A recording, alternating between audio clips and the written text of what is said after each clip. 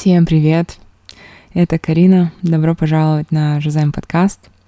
Если вы первый раз присоединяетесь и слушаете, welcome to the space. Если вы слушатель постоянный, привет!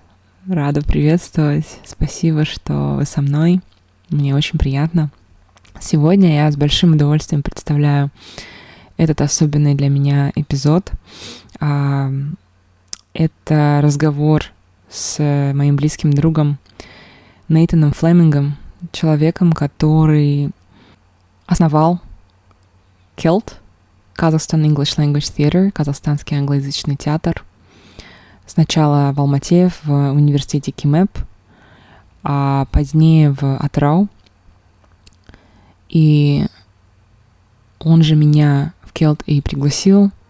Так я присоединилась к продакшену Ромео и Джульетта. Позднее сама начала там ставить спектакли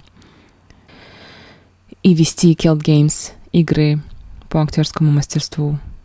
Я делала это почти 7 лет, с 2012 по 2019, когда Нейтан уже уехал из страны в Китай. Но при этом мы всегда продолжали общаться, делиться друг с другом новостями, историями, размышлениями. Нейтан всегда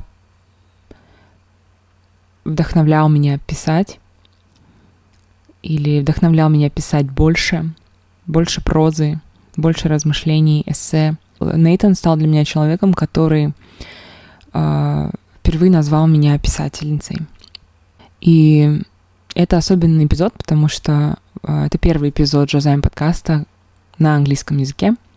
Английский язык большую роль играет в моей жизни с момента, когда я начала его учить, в 2006 аж в 3 классе. Я пошла по собственной воле на курсы английского языка. И с тех пор я каждый день ощущаю, как с английским и потом с приходом других языков в мою жизнь расширяется кругозор, расширяются границы возможного для меня. И недавно в одном из разговоров вообще пришло какое-то осознание того, что, вероятно, journaling и желание отвечать на вопросы, больше узнавать себя, оно пришло именно с началом изучения английского языка. Потому что когда мы начинаем изучать язык, мы учимся задавать вопросы, мы отвечаем на вопросы, что мы любим, что мы не любим, что нам нравится, в какие страны мы хотели бы поехать. То есть это такая рефлексия своего рода тоже, которой я по сути занимаюсь с маленьких лет, выходит дело. И это во мне пробуждало всегда любопытство. И, как мне кажется, любопытство к самому себе — это такой огромный кусок пазла под названием «любовь к себе». То есть любопытство с интереса к себе, это принятие и любовь к себе начинаются, как мне кажется. И этот разговор, он про театр, про доверие, про соединение точек в своей жизни и про важность комьюнити, важность нахождения своих людей. Вообще, этот разговор — это такой тестамент дружбы, как мне кажется. Это такой символ того, как дружба, она не имеет границ. И мы здесь в определенных воплощениях все находимся, но как мне кажется, наши души помнят друг друга на каком-то более глубинном уровне, и поэтому никакие кажущиеся уму преграды, они не могут стать препятствием для дружбы между людьми, которым действительно друг с другом интересно. И моя дружба с Нейтаном — это такой хороший пример. Это для меня очень важный разговор, я за него благодарна. Благодарна за KELT. Если кто-то из KELT сейчас слушает, ребят, привет. Я вас люблю, и я благодарна за каждого из вас, кого я знаю. Спасибо за любовь, за смех и поддержку за последние 10 лет. Спасибо вам. И я думаю, на этой ноте можно перейти к эпизоду. Это jazziam. Please welcome Nathan Fleming. Okay, we're recording. Okay, Nathan, hello and welcome to jazziam Podcast. It's so great to have you here. Oh yeah, thank you. Thank you for having me. So Nathan is, first of all, you're one of my best friends, and thank you for that. We met 10 years ago, and we've been friends since then, and we met through KELT. You are a founder of KELT, Kazakhstan English Language Theater, that started at KEMEP here in Almaty, and then you created KELT Atrau, which turned into Kazakhstan English Language Theater of Atrau, and you also a writer and an educator who has worked abroad for many years. And I think I could add so many more things about you, but let's stop here.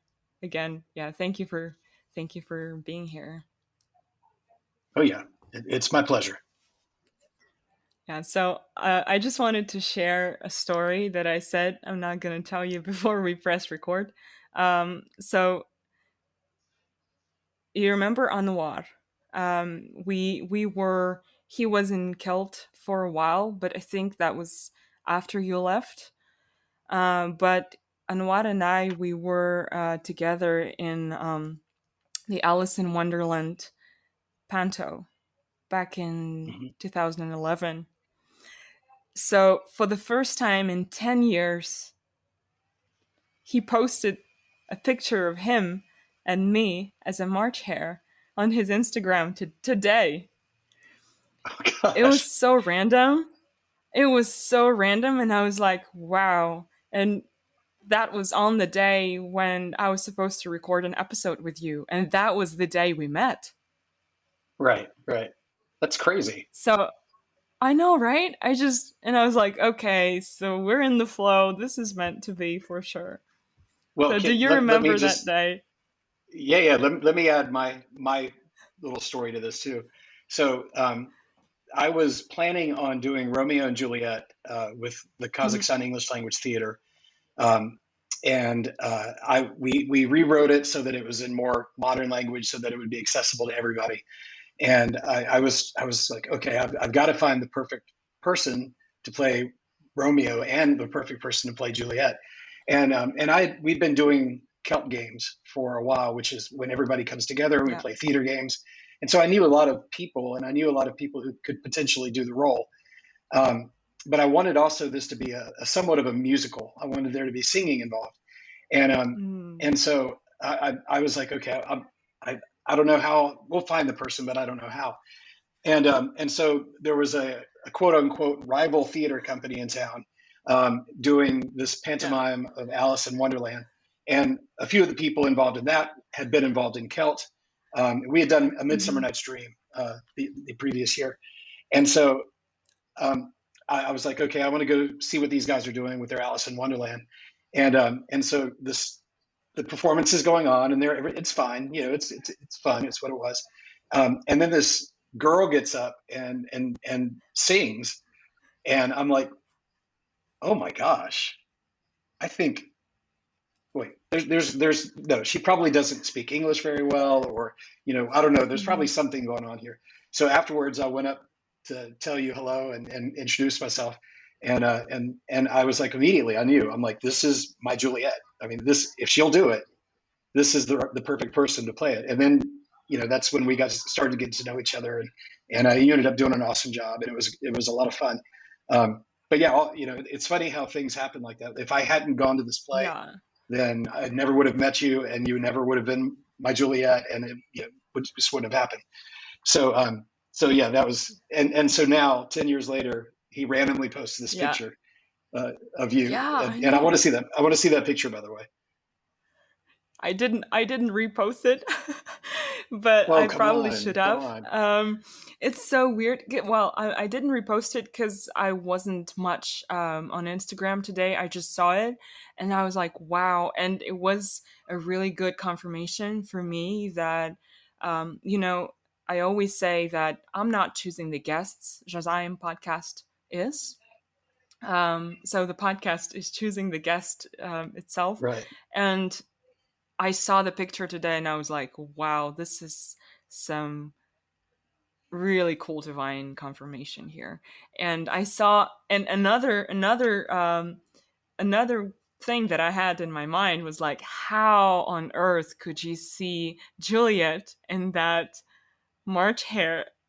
And I had this weird costume and weird makeup and Right, right. and these hair ears and I was like, wow, I'm just so grateful that you did. I'm really grateful that you saw Juliet in that March Hare that I was playing.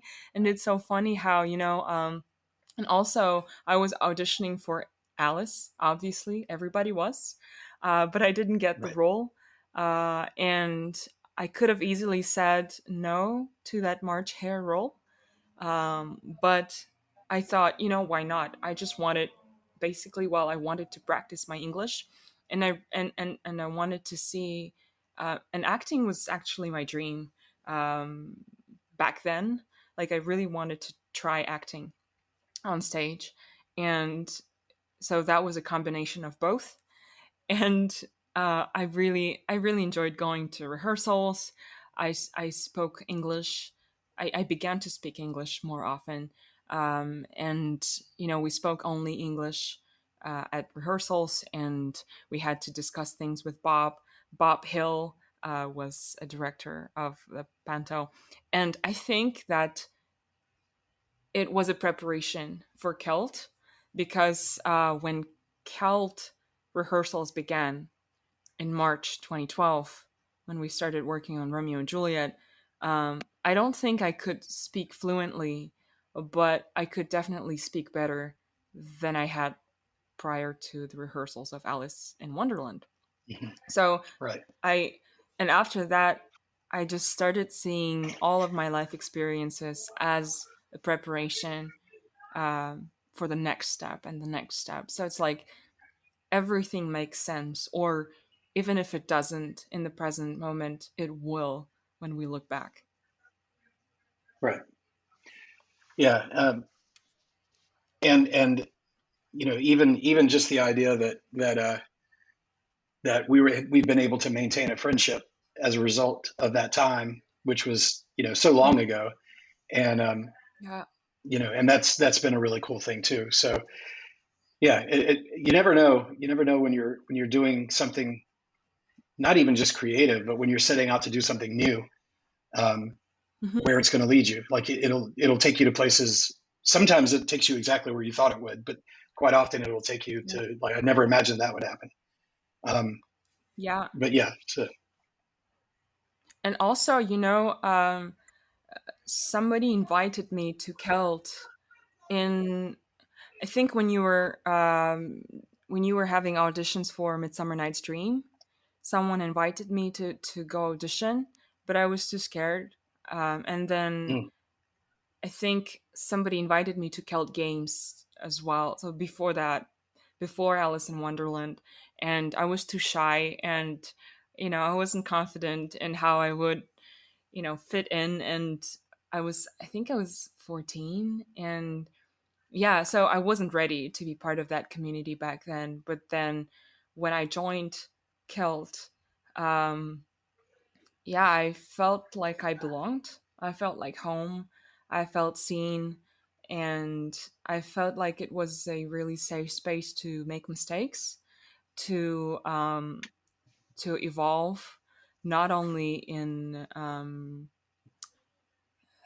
acting or in our English speaking skills, but also mature emotionally, because Romeo and Juliet wasn't an easy thing to being a Juliet wasn't an easy thing for me to process emotionally in the mm. first place. So I felt like I matured a lot through that process. Right. Well, that's, as a theater director, I mean, that's my hope for people who are in performances, is that they, when the curtain goes down for the last time, that they're a little bit different than they were at the beginning, in some good way, hopefully. And like, even looking back on my own experiences before I became a director, when I was just, I was acting and yeah, I mean, I think actually I was in A Midsummer Night's Dream way long time ago, and it was the first time I'd done theater with people who were actually not amateurs, and they were. It was just an amazing experience to see. They ate and they breathed and they slept and they showered theater. Everything was about theater to these guys, Right. and it was such a neat world to be immersed in. And so, if you had told me at that point that, a few years later I'd be directing my own Shakespeare production on the other side of the globe, I couldn't imagine how those dots would have lined up to get me to that point. Wow. Because I felt very green, when I was doing it. I was definitely one of the younger people in the cast, and was very naive and had been very sheltered. And so, the cast of that show, they'd been around, they'd seen the world and experienced a lot of stuff that I had never experienced. So, yeah, that was it was a favorite moment of my life, was doing that as a young actor. And I can see now that it was, it was definitely something that set me off on the trajectory that led to KELT and led to Romeo and Juliet and everything else that happened. So. Yeah, wow. Thank you for sharing that. I think, yeah, and it also was last year, it was the 20th anniversary of KELT, right? Mm-hmm. Yeah. Wow, this is so impressive. And when was KELT Ataro created? 2008? It must have been, yeah. And it's funny because with KELT Ataro and KELT Almaty, it wasn't that I set out to try to create a theater, or like the fact that the KELT Almaty is still going is I think it's just a testimony to the power of community, because I think if I did anything right, it was I gathered people together who really enjoyed each other, so that when I stepped away, and then Jessica Lewis came in, she just fit right into that community and kept it growing to the point where it is now. And then in Ataro, I had not planned to do that in Ataro, but I met Jordan, our friend from the UK. If you're listening, Jordan, hey Jordan, props.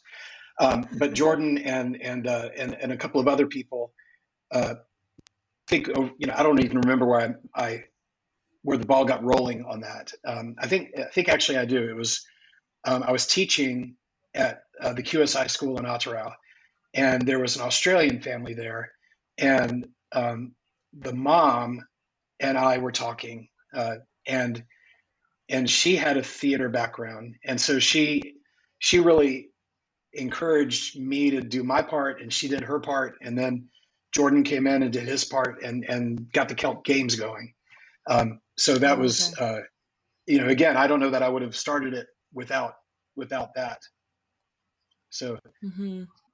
So we had this major connection problem, but yeah, I called upon, like I said in the beginning, I called upon Ganesh again, the remover of obstacles. I use this mantra almost every day these days. I think this is one of the reasons this has happened, because maybe Ganesh just wants me to publicly mention him and say that Well, I'm using the mantra. Right. So yeah, we were talking about KELT Ataro and how other people in your surroundings, they influenced you, or they kind of made you think of creating KELT Ataro, or like you said again, KELT Atro wasn't in your mind, but you wanted to start doing theater games. Right. Yeah. And so it was, I think that I said that it's funny to me that, this entity came to being almost accidentally. And, it's brought so much pleasure, like, especially thinking of Almaty, has brought so much pleasure to so many people over the years. And you think of some of the people who started big and amazing things, they're respected, like, Steve Jobs or somebody, they're put up on a pedestal.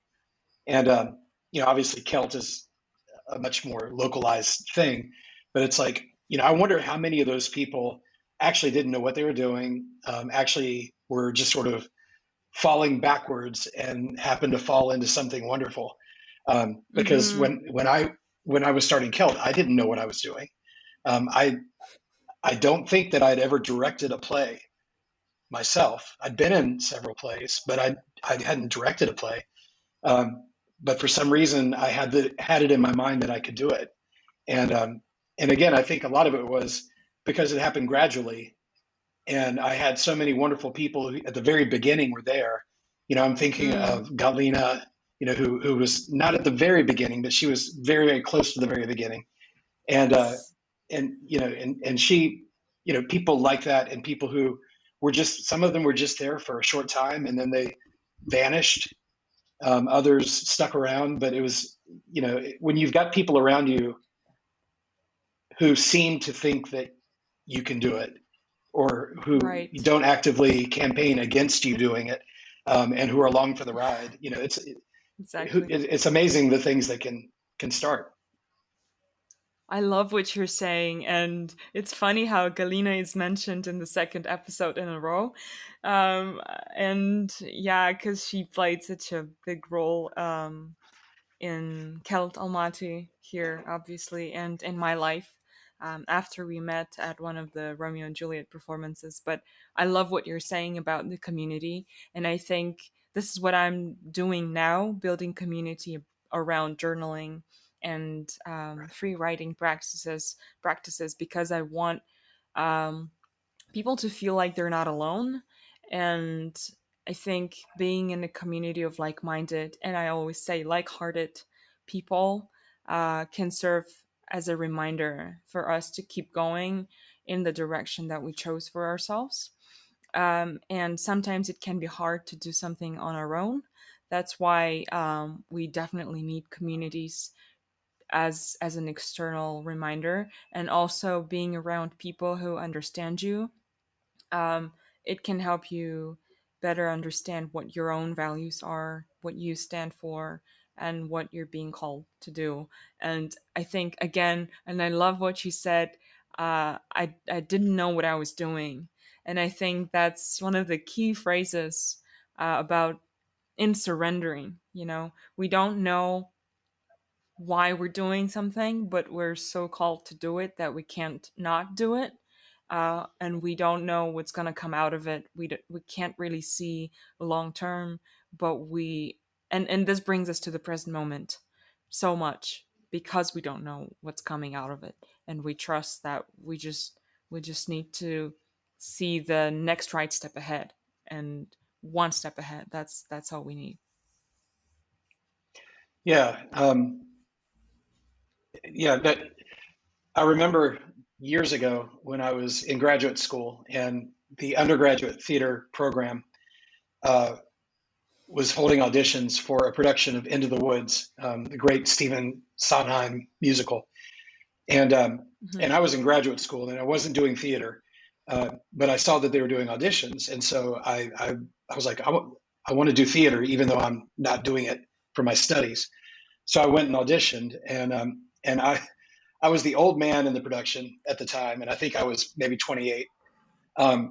But they were all undergrads, and so yeah, I got the part. I literally got the part of the old man. I was the old man. The character's name is the Mysterious Old Man, and I was also the narrator. I love it.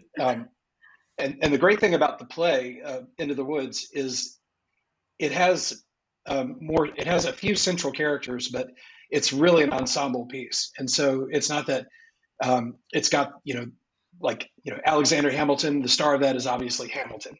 But with Into the Woods, there's several different people who have big roles, and then lots of supporting characters. And I think that's the first time that it really dawned on me how that sort of an experience builds the community. And then because of theater, I've always said that theater is ethereal. It's like a mist. It's there one moment and the next second it's gone. Yeah. And so it's like an ethereal community gets built, and it's incredibly important for that time. But I think, of that cast of that play, there's one person who I still maintain any sort of communication with. And that's just because of Facebook, and it's not very often. But they're like, yeah, I could write her now and she would respond, and within a few hours. So, but it's there and then it's gone. But it's so important, and every production that I've been involved in has had that feel to it. That at the moment, it's so incredibly central to everything that you're doing when you're involved with it, and the people around you are the most important people. Not including like family and so on, but they're the most important people at that time. And then it's over, and that may continue or it may not, but it's very important for who you are. Like we said earlier, you come out of the other end of it, hopefully different than you were at the beginning. So, Right. So yeah, that's what it really dawned on me. The value of community was that production, and I was old enough that I should have realized it a lot earlier, but I hadn't. So I did that.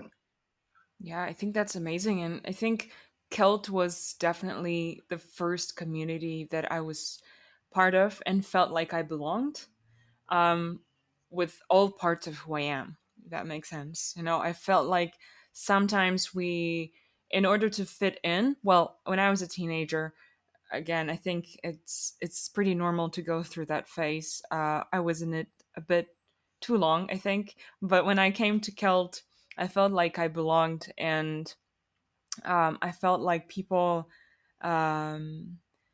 were caring and understanding. And again, I felt seen. And I think I just really want to thank you again for introducing theater into my life on a deeper level, and definitely, I think the way I speak English right now, I have to give credits to KELT and you, and our constant communication, because yeah, if it wasn't for that, I definitely wouldn't be here right now, teaching English, and having had 7 years of experience leading KELT games myself, in Ataro, and I'm so grateful, for KELT Almaty community. I got to, it happened that I connected on a deep soul level with some guys here, like Galina has been my best friend since 2012. And we've seen each other's transformations, and I obviously Laura and Jess, and I met Duman through KELT, and then Duman shared his experiences about Watermill, and this is how I got to Watermill. And I think and this is another chapter, like huge chapter of my life, or at least, or even, it's not a chapter, but it's like a page that opened another chapter for me. And I think this is what KELT was as well. So like meeting you after that Alice in Wonderland play, it was like the first page in a chapter. When you start reading the first chapter, you don't know the ending, right? But you Right. know that there's another chapter and another and another, and the ending of each chapter leads to the beginning of another. So it's interesting how sometimes I think, and I had huge resistance to coming to KELT games, and right now I'm exploring this feeling of resistance. Sometimes we feel resistance towards certain things because they're not aligned and they're not meant for us. and we feel this in our body like it's a no. But sometimes we have this resistance because there's something great and there's amazing growth awaiting us on the other side of this resistance. So I think that this is what happened with me in KELT. I had resistance because subconsciously, or my soul knew that there was some growth and healing coming, because I think acting and singing and writing again, I shared with you last year that jazu in Kazakh means to write and to heal at the same time, which was mind blowing to me to find out. Like the whole concept of jazziam, of this project, is healing through writing, and I think I healed. I think I experienced deep healing through playing Juliet. Um, I don't like you're a character, right? You're not. I wasn't Karina. I was Juliet, but at the same time, I I had to bring this energy of Juliet into my life, into my body, and experience all the emotions and feelings that Juliet would experience. And it's like you can be an observer, but at the same time you are in it fully, and you have to show up to rehearsals. Like Aslanbek and I, we were at QSI like 5 times a week, and for 4 months, for 3 months, and I had to become Juliet to play Juliet, and then I had to become Karina again, almost. But and we talked about it with you that we become that character, and we're not that character at the same time. So I think I experienced some emotions that I needed at that moment, that as Karina I would have never experienced. So Hmm. I was thinking about Yeah. that. Yeah. Yeah. I think it's one of the powerful things about acting is, um, like the ancient Greeks theater was the mask. They would put on the masks to show the different emotions and so on. And Mm, obviously today it's a different thing. But the idea is that you're putting on this emotion that isn't you, but it has to be believable. You have to, like, right. the audience can tell when it's pretending. So in some way there has to be, um, you have to tap into that person within yourself, which can be dangerous depending on the role that you're playing. If you're playing something that's really really dark, and Yeah. you're having to tap into that, I think you do have to be careful, because it I think some people can tap too well into that sort of thing. Hmm. Um, but like you say, if your character is experiencing things that you're not necessarily experiencing, it can be cathartic, and it can be cathartic to do that. Although, if you're doing it night after night, like the thing about the KELT plays is we always only have, like, 3 productions, or maybe 3 on one weekend and 3 on one weekend. Yeah. Whereas, professional theater, they're doing it every day, sometimes twice Yeah. a day. And so, yeah, I've always been amazed that people can do that, where they tap into these, huge emotions. I'm thinking there's a play that was a movie, called Fences, with Denzel Washington, um, and he played it on Broadway, and then he went and played it in the movie, and just the emotions that he experiences in that show, and just doing that every day. That's, to me, Mm, that's when that you're a professional actor versus, it could be a very very good amateur actor. Um, hmm.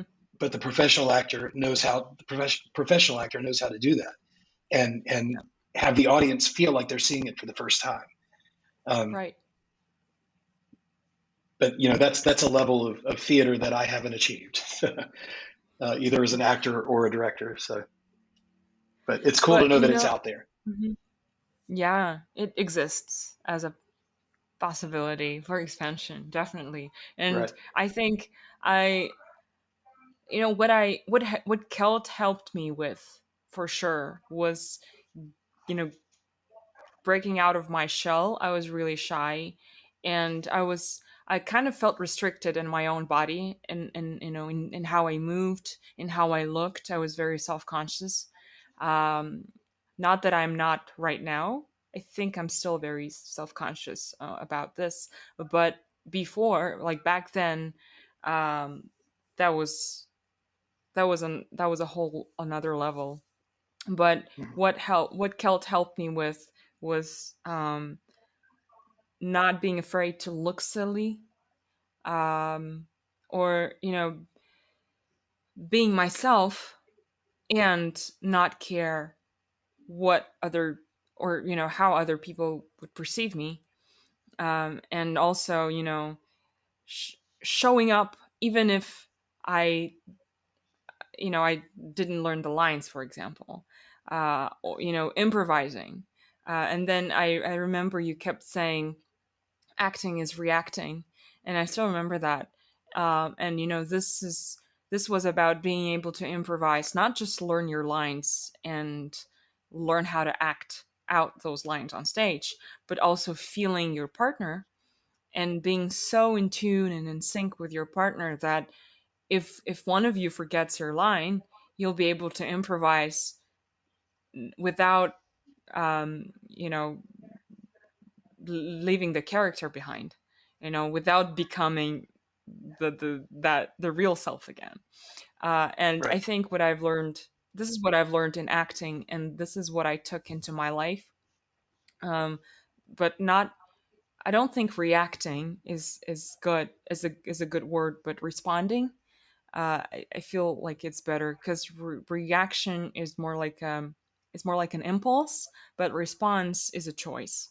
So we choose how we respond to situations and people and twists and turns in our life, right? So it's like you don't just write the entire script of your life and try to control everything and everyone and all the outcomes, but maybe you have some long-term plans, yes, but at the same time you surrender and you choose to respond to situations that appear, knowing deep within that they're there to teach you something and to bring you closer to yourself. So I think this is one of the major things that acting and being in KELT taught me. How have you seen that in jazziam? Like, how have you seen that working out with the writing? um, I actually have to mention one more thing about that connects me, you, and writing. I think you were one of the first people who actually encouraged me to write more, and I'm really thankful for that. I think once you said, "Why don't you call yourself a writer?" Because you are, and I was like, "Yeah, I am." I'd never thought of it that way, or I had never thought of myself as a writer. And I think you just said to me, the writer is the one who writes, and you do write. And then we were discussing NaNoWriMo, and because of you, I started writing for NaNoWriMo. And actually, this is when it started for me. NaNoWriMo is a National Novel Writing Month, happens every November. And you, I don't know if you do this still, but you used to write novels, the drafts of your novels, 50,000 words of a novel during the month of November. I think you need to write 1,667 words every day in order to Right. write Mm-hmm. 50K by the end of November. And I started writing in 2016 when I was in France, and I actually did start writing a novel, but it was too hard. I wasn't ready for that. So in the next, I think in 2017, no, 2018, yes, 2017, 2018, and 2019, I was just writing, like free writing every day. And that was so therapeutic, writing it and rereading what I wrote. I cried every day. So I was just writing about the experiences and people and my feelings. I just allowed myself to be every day for 30 minutes for 30 days, and that created so much space for me, my feelings, and I realized that I could express myself through writing. That I felt better after writing, and I've been writing poetry for years and songwriting for a few years now. So I think I just felt so relieved. I definitely felt deep healing happening while I was writing, and I just wanted to share that with other people. I wanted to, create a safe space for people where they could express themselves. And just like you told me that I was a writer because I was writing, and it didn't matter what I was writing. I wanted to show people that they can write and they can express themselves and they can find, I don't know, they can find solace and wisdom and peace in their own words without having to turn to, books or any form of text that was written by somebody else, if that makes sense. Right.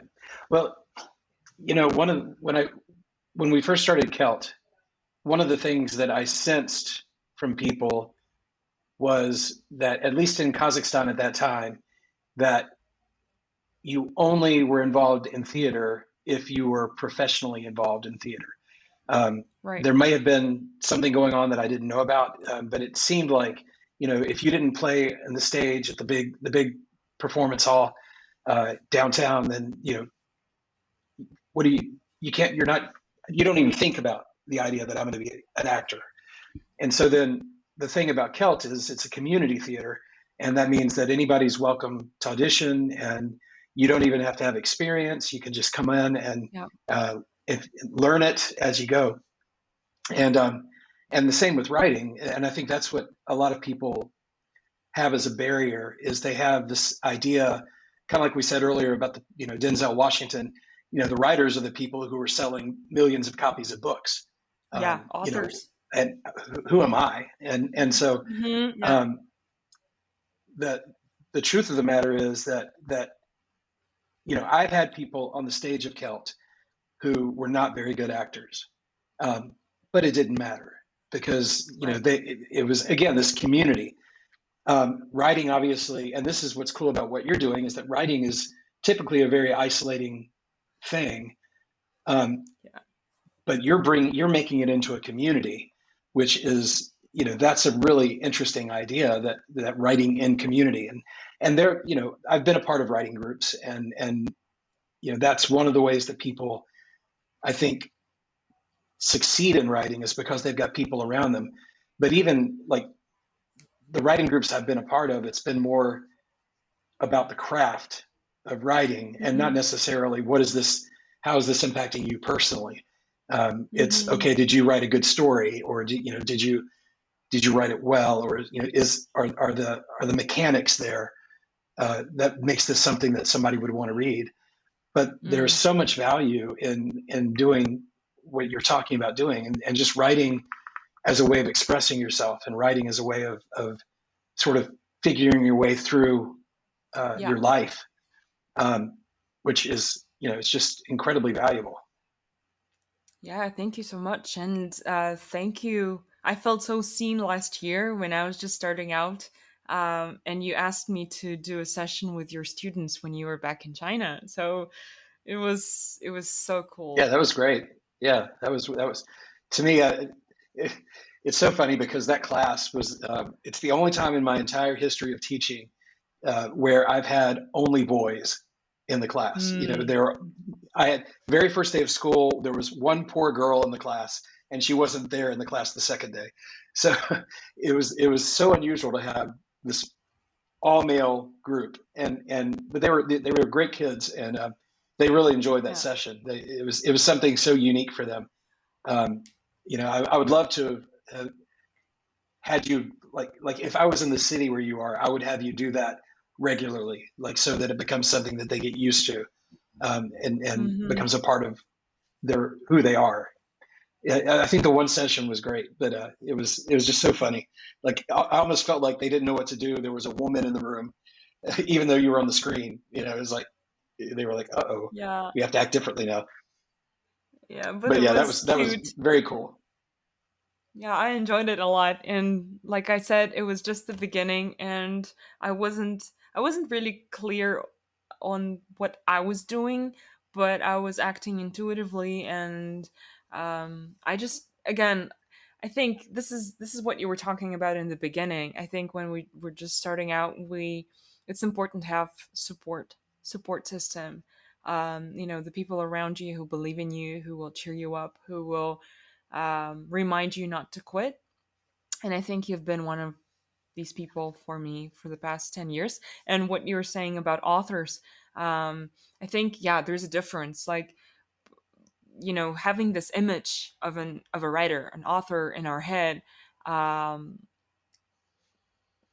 it's like waiting for permission from a publishing house to choose our book from a bunch of other books, to publish our book, to promote our book, um, to, you know, it's like it's like when we decide that we can share our art online, that we can self-publish our books, that we can talk about our books ourselves.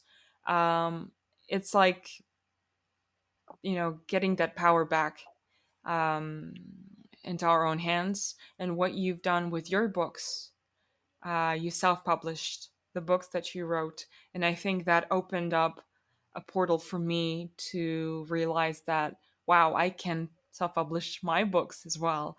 And this is what I've done too. I've self-published 2 of my poetry books, but I could only do that by seeing you do that. So can you share about that experience? Yeah, so uh, I had an idea um, about I don't know what year it was. A long time ago, I had an idea for a story. Like this image came in my head, um, Mm-hmm. and and I would try to write it. And so when I first moved to Kazakhstan, my wife is she worked at that time with USAID, and so she would leave in the morning, and I was home alone, and then she'd come back in the evening.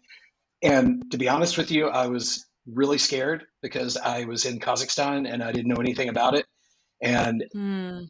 everything was different. I didn't understand the language. People, at the time, you didn't meet a lot of people that spoke English very easily, and so like the idea of going outside to go to the shop intimidated me. So Mm-hmm. I was very overwhelmed. But what I did do is I sat down and started trying to flesh out the story that I had in this image of in my head, and I was just sit there and it was just pouring out of me, and it was awful. It was terrible, but still I did it. I just wrote it. I kept writing, and then I set it aside at some point, not purposefully, but it got set aside. And I think maybe when KELT started, like I started, my creative energy started going a different direction. But the story, it's called Thimblerig's Ark, and it's basically the story of Noah's Ark from the animals' point of view. Because I'd always wondered, in the story, the animals just show up in the Bible, and I was like, okay, well, how did they know? How did they know to go? And so I thought, well, I want to tell the story of how they knew to go. Mm. And so again, I was writing, and then I stopped, and then we started with KELT. And then years pass, and every now and then I would pick it back up and try to write, but I wasn't doing a lot of writing at that time. I was mainly doing the theater and teaching and working. So and I had 2 kids at this point, and so having a family. Mm-hmm. And but then when we moved to China, again, it was, I don't know, maybe it's when I get a new start in a new place, there's a resurgence of creativity or something.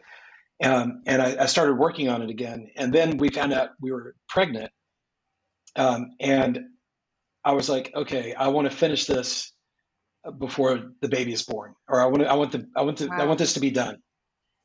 And so I really set my mind to it. And I'd done NaNoWriMo several times at that point, and I'd taken students through NaNoWriMo, and I thought I want to finally finish this, because the worst thing about it was almost having a book. I've got what I thought was a really good idea. I've got characters, I've got situations, I kind of know where the story is going to go, but I just couldn't finish it. I couldn't do it.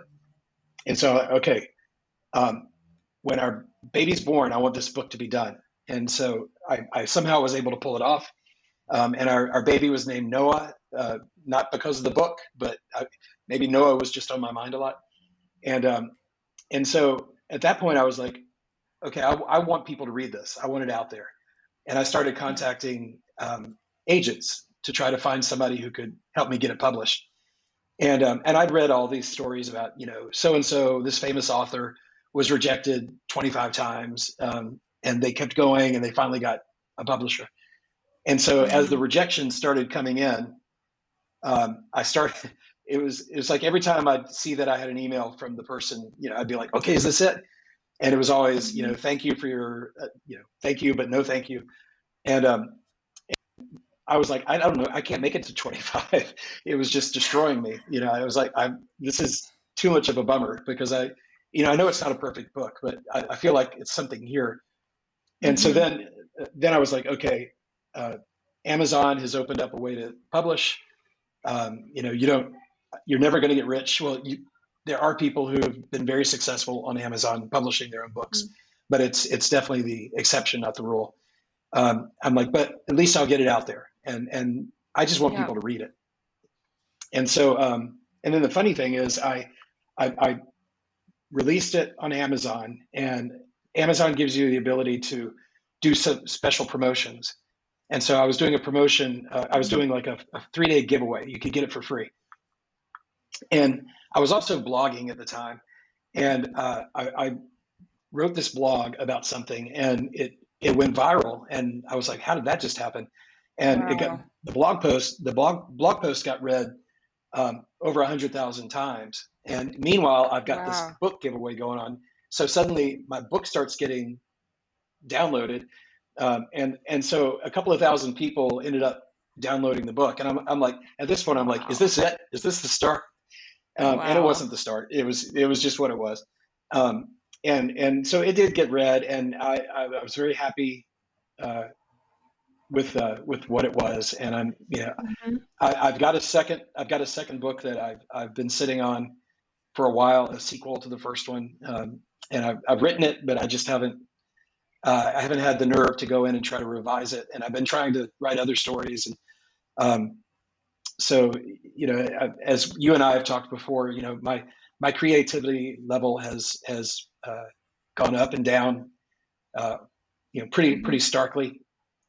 And so we'll see if I'm able to write another book at any point. But I'm happy that I've done it. And I think I've written shorter things that I'm very happy with. It's really funny. I like sometimes I'll go back through my old hard drives, and I've got things that I've written, and at least a couple of times it's happened where I've started reading it, and I'm like, this is really good. I don't think I wrote this. I think somebody else wrote it, and I downloaded it. Like I really go to this point where I'm like, I don't think I wrote this.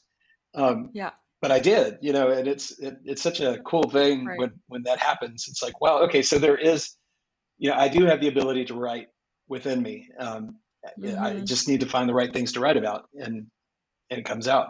Yeah. But even having been at this for a long time, I still, I have to think that the people who make it their career probably still feel like they're a fraud half the time. Like they're like, somebody's going to figure out that this is all, that I'm paying somebody to write this or something. It's like there's this sense that I couldn't possibly be any good at this, and somebody's going to recognize that. And I think I've felt that about everything I've ever attempted to do. That I'm faking that somebody's going to recognize it, and that the bluff is going to be called, and I'm going to be asked to leave and never come back. Even if I do really well, and people tell me I do really never stops. Well. Right, exactly. Yeah, and this is the reason. This is one of the reasons I'm creating jazziam, because I want people to kind of call out these thoughts in their mind and see them for what they are, and see that they're not the ultimate truth.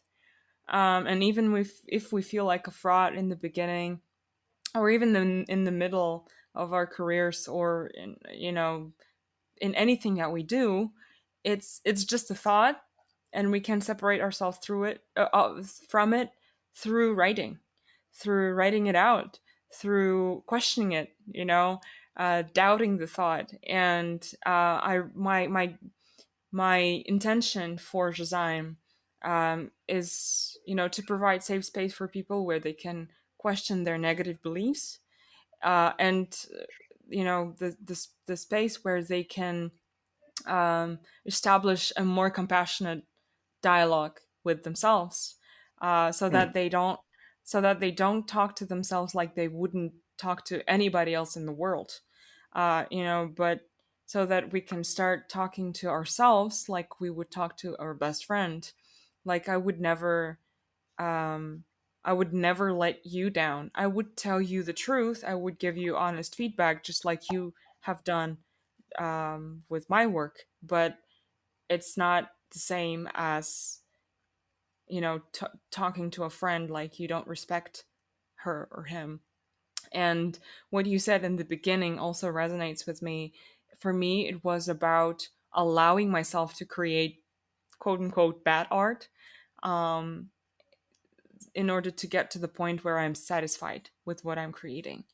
Right. So it's like you're kind of allowing any idea to come out of you. You kind of look at every idea that you have, and you're not trying to, separate within yourself. It's like, this is this is the column with bad ideas, this is the column with great ideas. You accept all of the ideas that come through you, and you see what comes out of it. And I think this is what the this is the source of perfectionism and procrastination, because perfectionism and procrastination, I think they go hand in hand. That we procrastinate because we want to create a perfect, great piece of work, and it's not possible if we don't start creating, if we don't start writing something without Right. having it to be perfect immediately. So, yeah. Well, that's I think all acts of creation involve risk and involve you being willing to fall on your face and make a fool out of yourself. Um, and the result of the attempt, I mean, ideally, it should always be a net gain for you. You know that you're moving forward and even trying it. So the person who he sees the audition flyer for a play, or um, sees somebody says, "Hey, I'm a part of this group, jazziam. Why don't you come be a part of it too?" And they're like, that's not me. I don't have the ability. Um, that's simply not true. Yep. You don't have the ability maybe to be the best in the world, Yep. or even the best in your town. At Yep. least not at the start.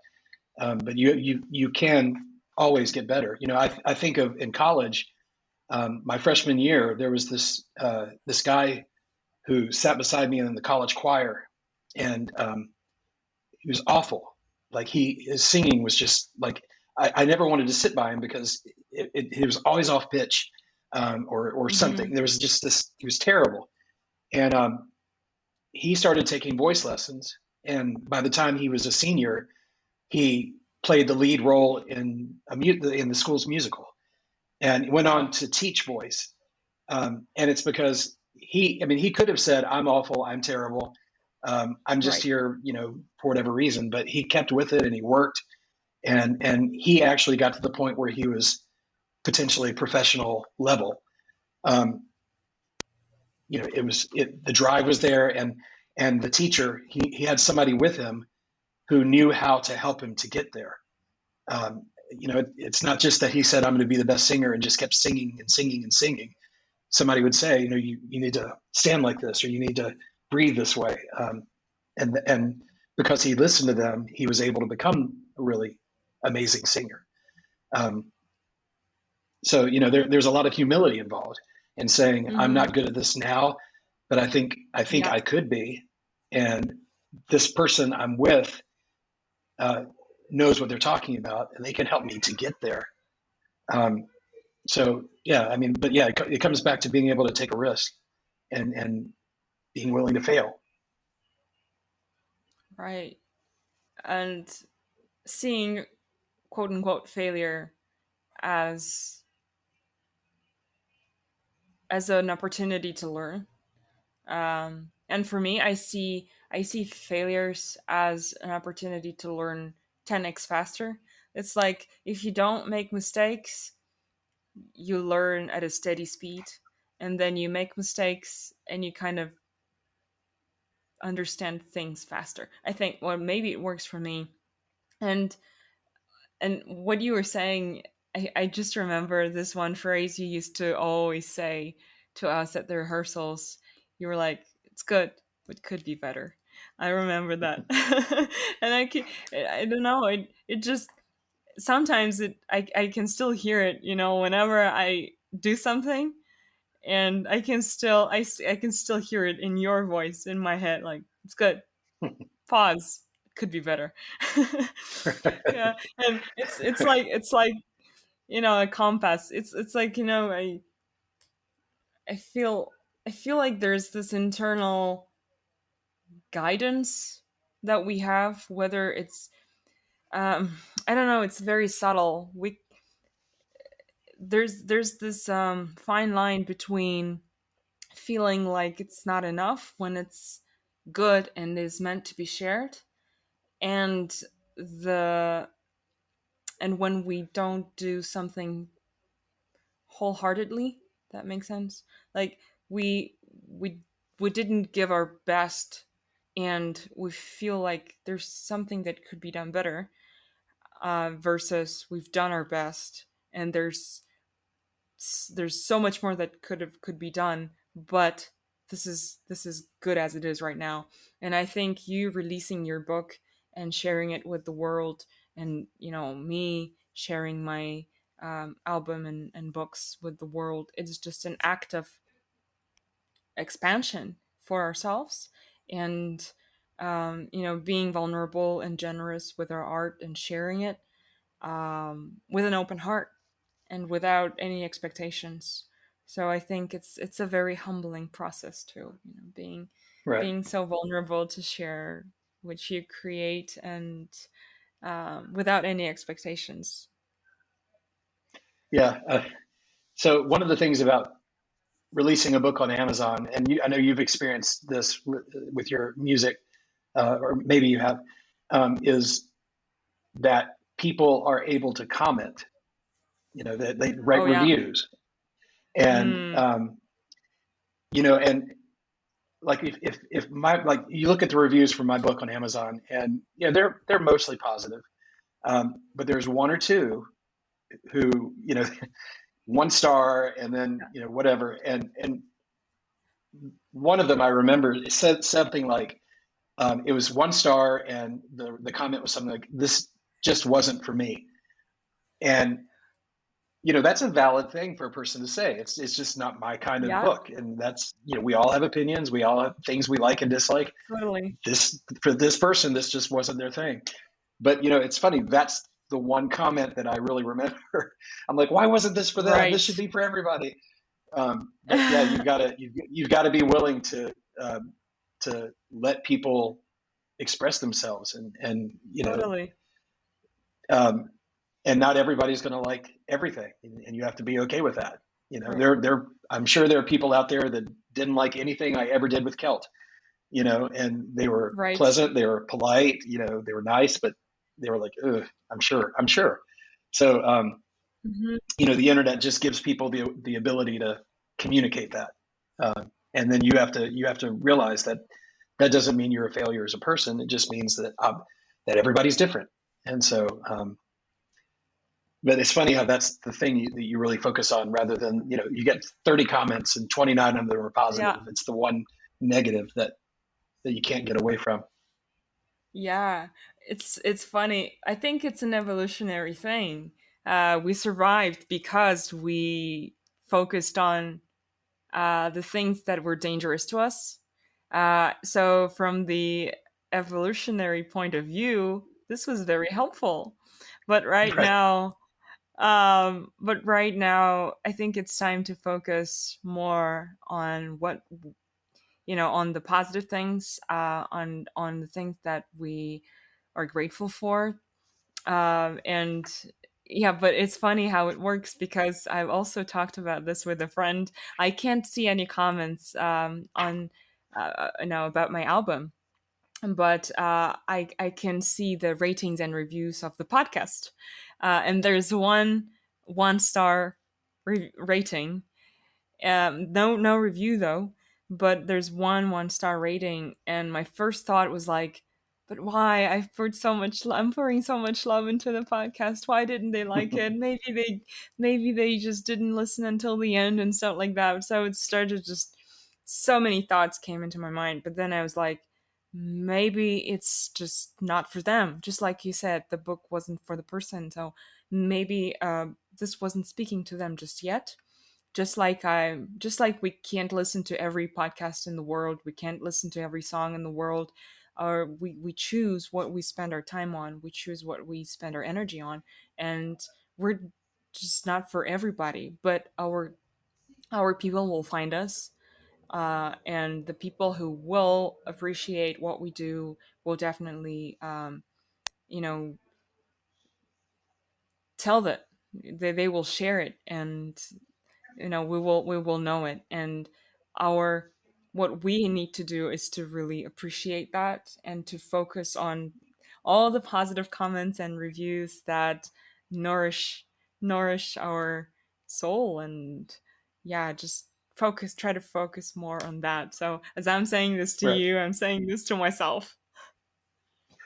Yeah. Here's the thing that bothers me a little bit about those sorts of things. So there's plenty in my life that I've, like, books that I've started that I was like, oh, this isn't for me, and I go on to the Mm-hmm. next thing. What is it that makes a person go from this isn't for me to actually taking the steps to tell the world this isn't for me? Like the person who gave the podcast one star. Okay, all right. I've listened to podcasts that didn't do it for me, and I just go on about my merry way and do my whatever. I don't go in and say I'm going to give this person one star, or the book, whoever did this with my book. What I would love is, and I think maybe I did get a couple of reviews like this, and if you're not able to comment on your podcast, then you're not able to really get this. But a couple of people wrote why they didn't like it, which I appreciated. It may have been something with the characterization or the setting or the language or whatever. But if somebody can tell me it's not for me and here's why it's not for me, then I find that to be very helpful. And it may be hard to hear, but the fact that they're willing to take the time to say, I want you to know why, and maybe there's something you can do about it, or maybe there's not. But it's that kind of feedback I find to be helpful. Just the sort of drive-by shooting feedbacks, where for some reason they decided to take the time to do. Yeah. It's like, okay, all right, thank you. Yeah, that's interesting. And I also think, for me, this was very humbling. And after I saw that review, I thought, okay, there are things that can be improved. I don't know what they are, but I'm gonna try to improve as much as I can. But at the same time, I want to feel like I'm doing what I'm supposed to do, what I feel like doing. I'm in my flow, I'm sharing my truth, and I'm inviting the people who want to share their truth.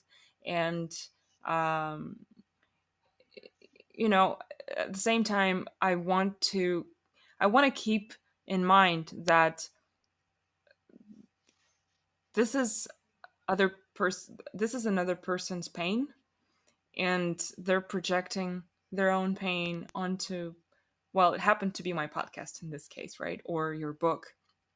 So it's like not taking things personally, but giving space for those people to just give negative reviews, to be themselves, to express however they want to express themselves, and separate my experience from their experience, even though our art is what connects us in that moment. But still, it's totally up to them what to do, what they have with what they have. And yeah, I think this is teaching me not taking things personally, and not just about my art, but in general, allowing people to be and express themselves the way Right. I would like to express myself freely. And I just, it's funny how you just saw the cup that I'm drinking from. It says Shenzhen, and this is the cup from Starbucks that you brought me, and it's been with me for the past 5 years now. And I was just thinking of how you and I accidentally happened to be in Washington D.C. at the same time in 2017, and I remember that we were sitting on the steps of the Lincoln Memorial, and you said, all these people walking around, let's try to think of the superpowers they could have.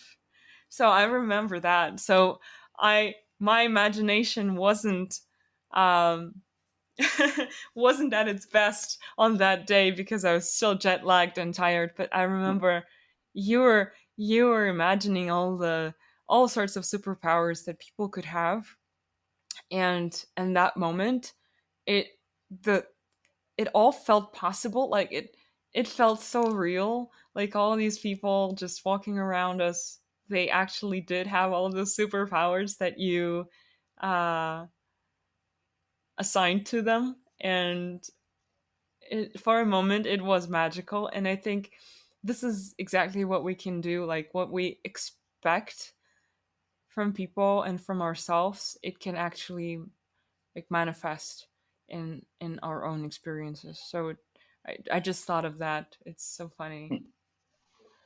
Right.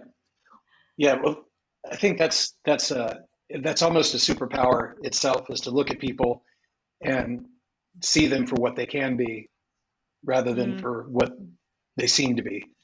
Um, and that I do that game with Noah sometimes. Like we just did it the other day, nice. where we're trying to imagine, and yeah, it just kind of helps you to remember that person may not have superpowers, but that Yeah, person is to somebody. That person is the most important person in the world. Like absolutely.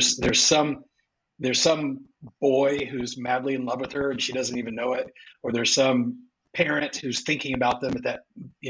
I hope that they're doing well, or Yeah, and it makes you realize that everybody has value, and everybody is more than they seem just on the surface. And again, going back to the creative things that both of us are able to do, I think both of those things help to reveal that in people, hmm, which is pretty cool. yeah. In jazziam, I think I choose to be, or I choose to see everyone who joins the space as a powerful creator of their own reality that they can express freely through writing, in the design space, and that they can rewrite the stories that are no longer in alignment, that they can write new stories, that they can actually write new scripts. And this is co-creation for me. And I actually asked this question in the beginning, but I want to ask you now. what does co-creation with life and with other people mean to you? What does that mean?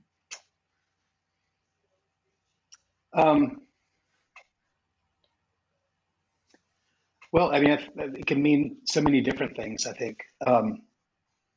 If you're talking about co-creation in like this thing is here now because we did this together, whatever it is, play or music or book or whatever, the actual act of creation. My experience of that is mainly with theater. And again, this is to me the power of that process is, everybody is important to what's happening. Excuse me.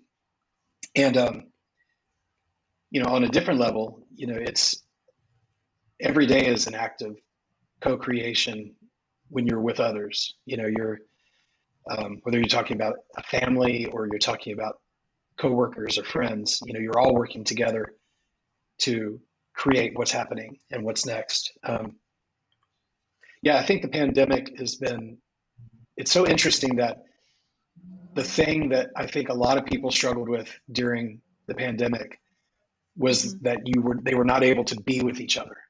And how we scrambled to try to figure out how to at least be together on a screen, because we just couldn't do it. We couldn't survive. Part of it obviously was school with kids, but as a theater person, it was amazing to me to see how theater people got creative during the pandemic so much in setting up, improv shows where everybody's, it's 20 people on a screen watching 5 people do improv, and having to figure out how to do that and how important it is for us to be with others and I mean, me, I'm an introvert and like I recharge by being alone. But one of the things that KELT taught me was just how it was for me to be with others. Like when we were doing KELT games at Atara, I would work and then go home and then come back for the KELT games. And my feet would drag as I was going back to do the KELT games. I'm like, maybe I can just call it off. Maybe I can just cancel it. I really don't want to go and do this. I really don't want to be around all these people. And then we'd start doing the games and, 2 hours or however long it would be would just fly by. And every single time that I can think of, I would float back home because I was just so full of what we had just experienced in that activity together. And, if I had not had the KELT games, I would have dragged myself home and I don't know what I would have done. I had my kids were little at the time. I might have played with them or something, or I might have just sat in the corner, just not knowing what to do with myself. But it was that process of being with others and creating what we would create together. And it was almost like medicine, and I would live off that medicine for days. But then the funny thing is the next week I would drag my way to KELT games again. Right. And intellectually, I knew I was going to float back home, but I didn't care. I still dragged myself there. So, yeah. Yeah. Yeah. Interesting. I think it tracks back to that resistance that I spoke about earlier, that we have resistance for some reason. But even though we know that there's something good is awaiting on the other side of this resistance. So I think, again, this is what KELT taught me too, that going there, moving through that resistance this is what is gonna bring results long term. Because I was in KELT for 7 years after you left Atarao for China, and I'm really happy with what we have done in KELT Atarao. And even though I'm still sad sometimes that I don't want to say like it's over in KELT Atarao, but it's like we're not actively moving things forward, so to say, right? But I still Okay, but I still feel like KELT is present, no matter, you know, yeah, it's just whether the active movement and rehearsals are happening or not. It's just the spirit of the community is present within everybody who has ever been part of it. Right. Well, that's something that has heartened me is on social media. Whenever I see that like Keltaturel guys get together, you know, even if it's at a Yeah. coffee shop or something, and you know, there's still this. You know that with so many of those folks, it's such a positive part of their story, and that even though they may have moved on to different stages of life where they're not able to do that, you know, they would probably enjoy being able to still do it if they could figure out a way to make it work. So, yeah. Yeah, absolutely. And I've definitely, again, like I said, met some of the closest people, some of the closest friends through KELT. And KELT opened up a lot of portals for me,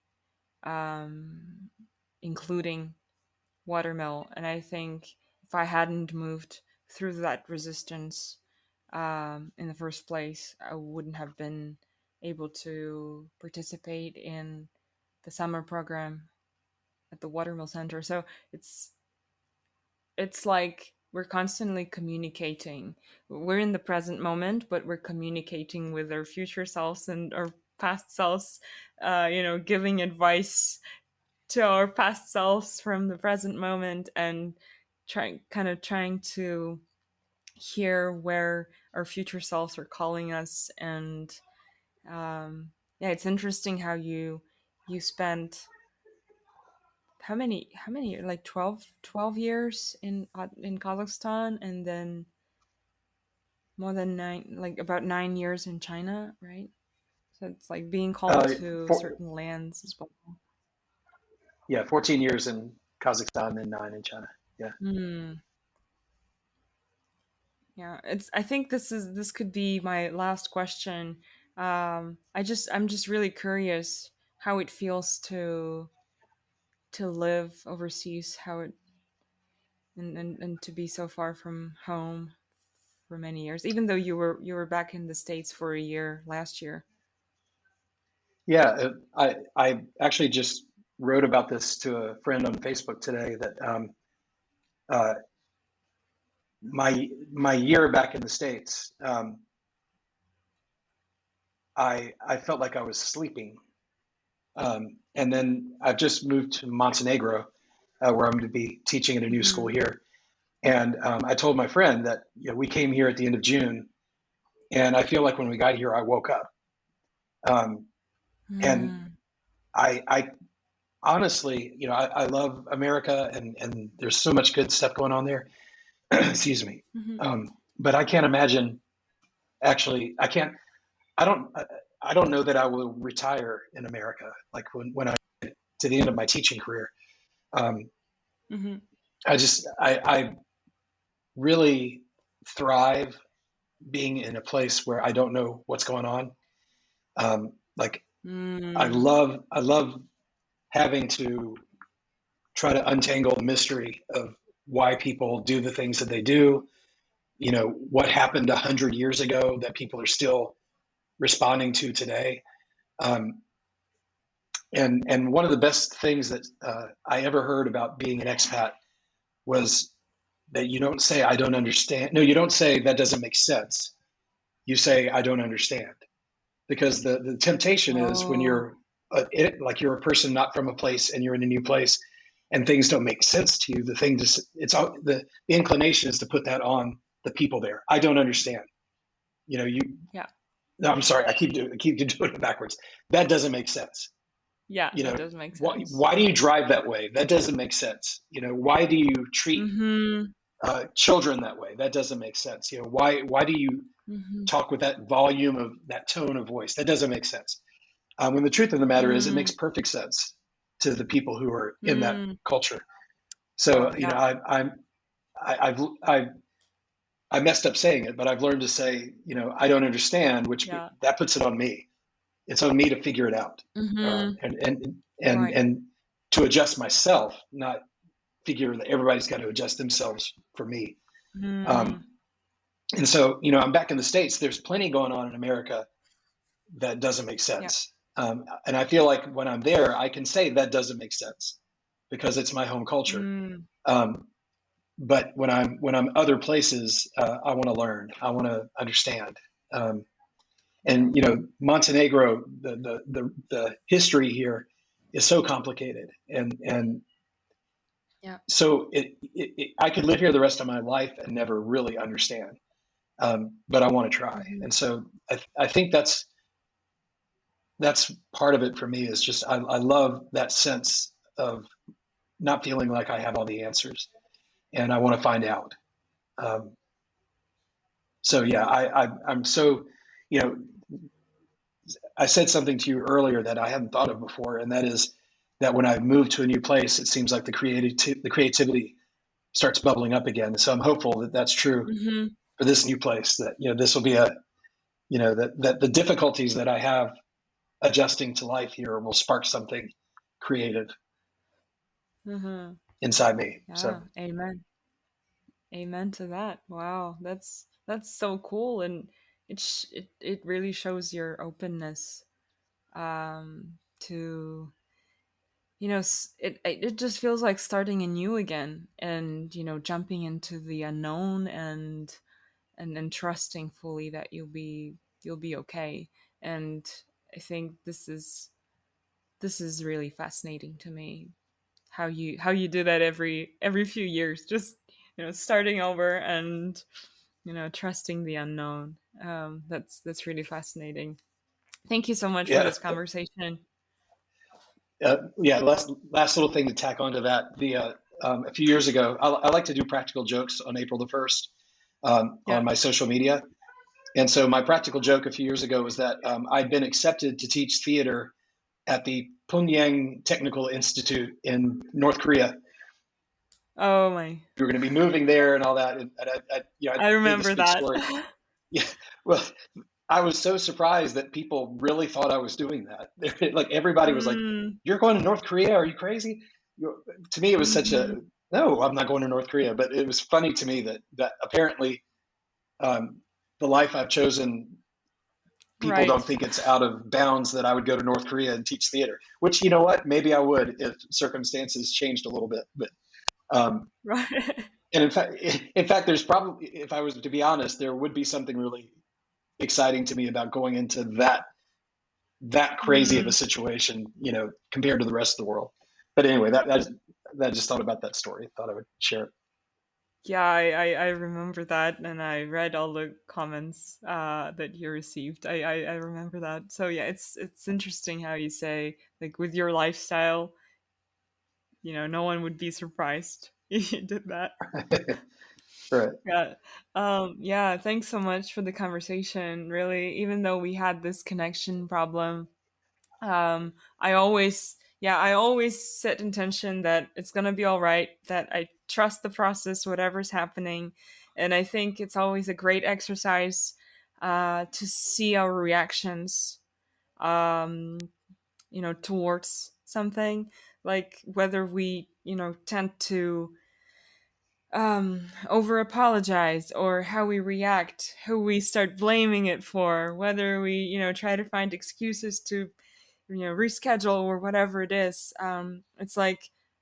It's like noticing what's going on in the internal world, taking note, and then choosing to respond in a way that the highest version of ourselves would do. Like, acting is reacting, this is what you said, and for me, like, living is responding to situations. So even if something goes wrong, and actually this is one of the prompts that I loved using in the very beginning of jazziam, and I think this is one of the prompts that I used with your class. Like, if something goes wrong, I immediately feel like, what am I feeling, or what are my first thoughts and reactions when something goes wrong. So this is interesting. And I end all jazziams and episodes. I end all jazziam episodes with the questions, with the questions from the previous guest. So I'm gonna ask you a question that is asked by Yinlik. Yinlik. She was a guest on the previous podcast episode, and Yinlik is a famous singer songwriter. I will share her music, but she's a beautiful songwriter, and we had a great conversation that is gonna be out this Wednesday. But and it's funny how when she asked this, I thought how beautifully it is connected to KELT, because we used to do this game called praising, and this is what this is what we were doing when we were standing in a circle, and one by one we were saying what we loved about each other, like complimenting each other on all the great things that we see in each other. And this is what she's asking: what can you praise yourself for, or what can you compliment yourself for? So this is a question So for you from you. for me, what I think that I would praise myself for. Well, that's a tough one. You have all the space to acknowledge what you've done in your life. So, yeah, I think maybe I would praise myself for my patience. So that, yeah, I feel like maybe that's what helps me as a director. That's what helps me as a family person, husband, father. That's what helps me to live in foreign countries when I don't understand everything. Right. Is just the ability to be patient. So. Wow. Yeah. And thank you. I would say that patient with me. You're not hard to be patient with. But I feel like I inherited, like, you inherit things from your parents, physically and emotionally. And I think maybe from both of my parents, they were both very patient people in different ways. So hopefully I pass it on to my kids too. Mm-hmm. Yeah, thank you so much. And now I would like to ask you to ask my audience a question so that they could sit down, take their journals, and use your question as their journal prompt. So anything that comes to mind from our conversation or anything. Okay. What is it that you're not doing that deep down you think you should be? Ooh, chills. And I'm glad I don't have to answer that question. Yeah, thank you. And my next guest will have to answer that question. And you'll be able to hear what he says. Nice. Yeah. Well, thank you so much again. And it was really a pleasure. Always is a pleasure to talk with you. And we hadn't had face-to-face video calls for a long time, so I'm really happy we're doing it now. And I finish all jazziam sessions and podcast episodes with this word that I created, jazziamen. So it's a combination of jazziam and amen, and it means may all your good intentions and whatever you wish for yourself and for the world manifests in the best possible way for the highest good of all. So may all good intentions come to fruition in the best possible way. So thank you for joining. Thank you for sharing. Yeah, it's been wonderful. Thank you. jazziam. And anybody from the world of KELT out there who might have listened, hello, good to see you. But yeah, thank you so much, Karina. And this has been great. Yeah, thank you, Nathan. jazziam. Thank you so much, Nathan, for this conversation. I really, really enjoyed it. It was such an honor to have you as a guest on my podcast. Thank you for our friendship, for KELT, and for everything, really. And once again, to all the KELTians out there, I say hi. I'm sending you all my love and gratitude. I'm so grateful to have you all in my life. Спасибо вам за прослушивание. Я надеюсь, что вам понравился эпизод. И если вам он понравился, я буду благодарна, если вы оставите рейтинг и ревью подкаста, особенно если вы слушаете на Apple Podcasts. Это очень помогает подкасту расти и помогает нам делиться историями с большим количеством людей. Спасибо большое. Я жду вас на следующем эпизоде jazziam подкаста. Увидимся скоро. Всем пока. jazziam.